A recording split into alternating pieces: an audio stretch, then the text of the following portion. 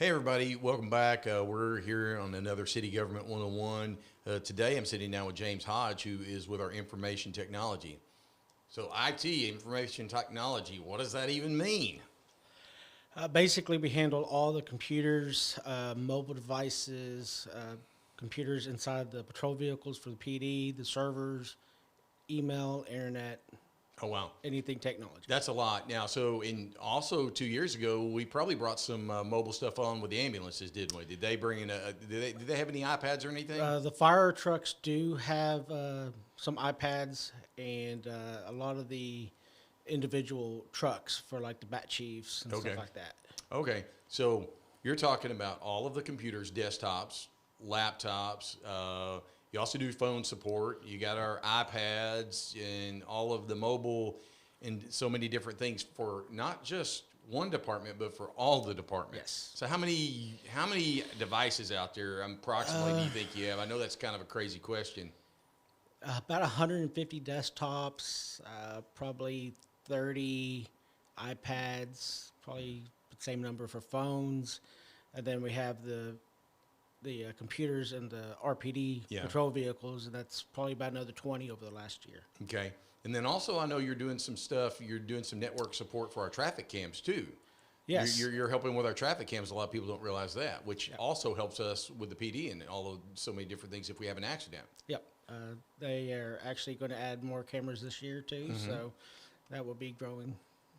So always, that's the thing about IT. There's always growing. It's never going backwards. Yes. We're always adding more stuff. So what does that support look like? I know what it looks like in my office because I'm like, oh my gosh, I'm calling, hey James, can you get on my computer and see what I've done wrong? Or I mean, and I'm sure not. I hope everybody's not like me. I hope everybody is more technologically advanced than me. It just depends on the person. There are two of us in the IT department, myself and Lynn Jackamore, and we support everybody. We work 24/7 on a call basis. Police and fire work 24 hours a day, 7 days a week. So if midnight on a weekend they call because they are having issues, we respond. Yeah. Okay. And then we have servers that are backing up all of our stuff constantly. Constantly. We have redundancy, which means that we have backup servers for our backup server, and we're watching all of that all the time. The so my question is like, is there no day looks the same for you? Does it? Every day is just like completely different because you may have a period of time that you're looking at this more so than this, or Yeah, basically we respond to what's going on day to day. We have our set routine where we do server maintenance or desktop maintenance, but everything stops when something breaks, and then everything kind of changes throughout the day due to the needs of the city employees. you also have to be forecasting and forward thinking because you have 140 desktop or 150 desktops, but you have to rotate those out, don't you? So do you have to put a plan in place not just for the units themselves, but for the finances to get the council to approve that. Yeah. Typically, we try to replace about 20 computers a year. They're depending on whose computer it is. It's either on a 4, 5, or 6 year rotation. Okay. So we got to balance out which departments are going to get new computers this year, and who we can make stretch out a little longer. Typically, if you sit at a desk 24 hours a day for your shift, you're going to get a computer every 4 years. Some people work in the office maybe 25% of the time and work out in the field a lot, so their computers typically stretch out longer. Okay. One other thing that I've talked about in a couple videos, and it definitely affects you, is the Freedom of Information Act. Yes. FOIA.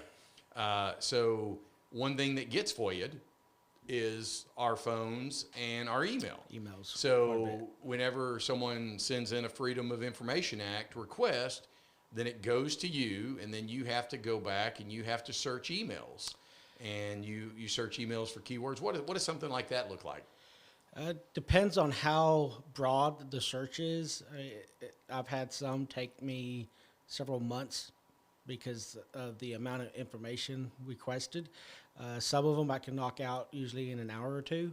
It just depends on how broad the search is. And typically, we're able to get them to refine their search and be able to search for keywords in emails and be able to produce those faster. And that's a good thing is I want people to understand that FOIA is for them. And we're not against FOIA, but when we may go back and say, we try to literally help you refine that sometimes because we genuinely want you to get the information that you're seeking.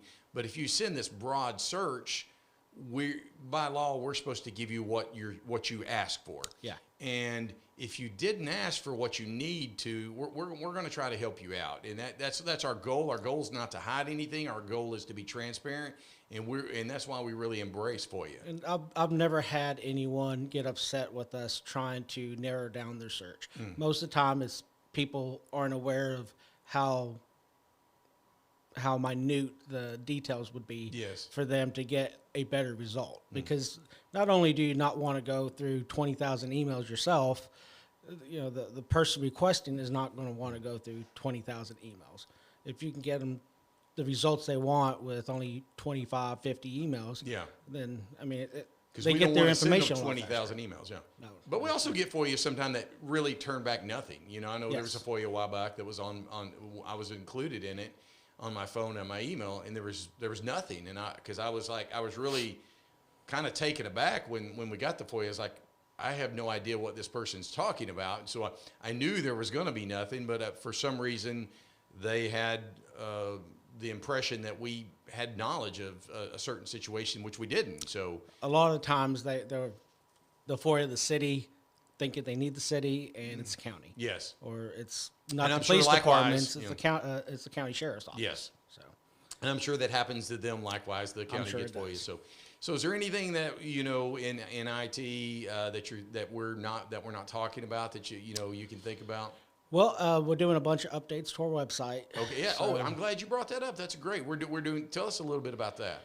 We're going to be adding. Well, we just added a AI chatbot, so it's on every page of the website as you browse, and it's learning based on the questions that the public ask. Which is kind of scary because we have artificial intelligence out there learning. This is 2025, so if you're watching this in 28, God only knows what it's learned. But every time someone asks a question, and if the AI bot's not able to respond properly, I'll get an email. I'll search the actual answer up. So as people ask questions and either get a good result or get a bad result, they can thumbs up or thumbs down the reply. If it's a thumbs down, I'll train it, and over time, we'll get better results from the AI bot. So. Now, we're getting a mobile app also, are we not? Yes. That's in the works. We're also transitioning a MuniCode, which will help people find ordinances and resolutions easier. Another program we're doing is Civic Send, which will help with meeting agendas and meeting minutes, make them easier access for people in the community, make it easier for department heads and councilmen to be able to submit new items. So it should streamline a lot of things. Yeah, one of the goals in the website update is to make the website more friendly and have more activity on it, so that you want to come to the website. We want to see more current events, activity, different things. One of the thing that we're doing right here, this is going to be, City Government 101 is going to be there, so we can hopefully answer questions. And if some people have a question about something, maybe someone who's actually been there, they can share this link from YouTube on a Facebook page and give someone an answer. Yeah. So our goal is to be transparent. I know you guys are working hard on that to make that happen. But yeah, I think the mobile app will be good. MuniCode's another really a good thing, because some people may never go on to our website and search something, but MuniCode is going to really codify all that stuff and bring that into a much more uniform database where we can search it a lot better for those of us who really like or need to find things on the website. And I'm talking about ordinances from years gone by that, like, I think they did that. Maybe they did that. I don't, or do we have an ordinance for that? And you can get on there and search, and it's going to be much more friendly. One of the best things for MuniCode, in my opinion, for what I have to access it for, is someone will ask about an ordinance for, like, say, fireworks. Well, if you just do a random search on the internet, you might get the results you want, or on our website, you might get the results you want, but you might get something that's 2 or 3 ordinances passed. Pass, yes. MuniCode will show you the most current version of that ordinance, and it will also show you the older one, so you can see the history behind Yes. that ordinance. Yes. So I'm that's a big super plus. excited. I know insiders are really excited about MuniCode. It's going to be really nice. So I'm excited about all the work you guys are doing on that. Got anything else, Ben? No, sir. I think that covers it. Hey, thanks for coming down and visiting. I'm excited about getting all these out to all of our people, letting them see what we have, what their taxpayer money is going on.